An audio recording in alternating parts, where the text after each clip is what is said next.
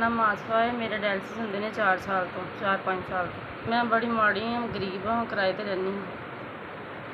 ਮੈਂ ਬੇਔਲਾਦ ਹਾਂ। ਮੇਰੇ ਮੀਆਂ ਜੋ ਕਮਾਉਂਦੇ ਨੇ, ਮਜ਼ਦੂਰੀ ਕਰਦੇ ਨੇ, ਉਹ ਸਾਰੇ ਕਿਰਾਇਆਂ ਕਰੂਇਆਂ 'ਚ ਨਿਕਲ ਜਾਂਦਾ। ਆਪਣੇ ਡਾਇਲਸਿਸ ਸਹੀ ਤਰੀਕੇ ਨਾਲ ਨਹੀਂ ਕਰਵਾ ਸਕਦੀ।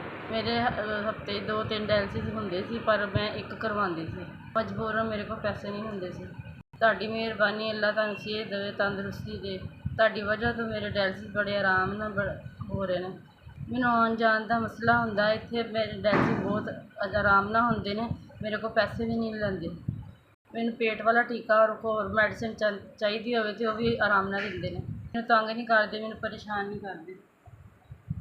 22-25 ਹਜ਼ਾਰ ਰੁਪਇਆ ਫੀਸ ਤੁਹਾਡੇ ਵੱਲੋਂ ਮੇਰੀ ਦੂਸਰੀ ਵਾਰੀ ਜਮ੍ਹਾਂ ਹੋ ਗਈ ਹੈ। 20,000 ਰੁਪਇਆ ਨਿਮਰਾ ਹਸਪਤਾਲ 'ਚ ਜਮ੍ਹਾਂ ਕਰਵਾ ਦੇਣਾ।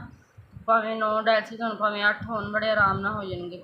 ਜਿਹੜੇ ਵੀ ਮੇਰਾ ਭੈਣ ਭਰਾ ਭੇਜਦਾ, ਅੱਲਾ ਉਹਨੂੰ ਤੰਦਰੁਸਤੀ ਦੇ, ਅੱਲਾ ਦੀ ਜ਼ਿੰਦਗੀ ਲੰਬੀ ਕਰੇ, ਅੱਲਾ ਉਹਨੂੰ ਹਰ ਬਲਾ ਤੋਂ ਮਹਿਫੂਜ਼ ਰੱਖੇ, ਅੱਲਾ ਉਹਦੇ ਮਾਂ ਬਾਪ ਨੂੰ ਤੰਦਰੁਸਤੀ ਦੇ, ਉਹਦੇ ਬੀਵੀ ਬੱਚਿਆਂ ਨੂੰ ਤੰਦਰੁਸਤੀ ਦੇ।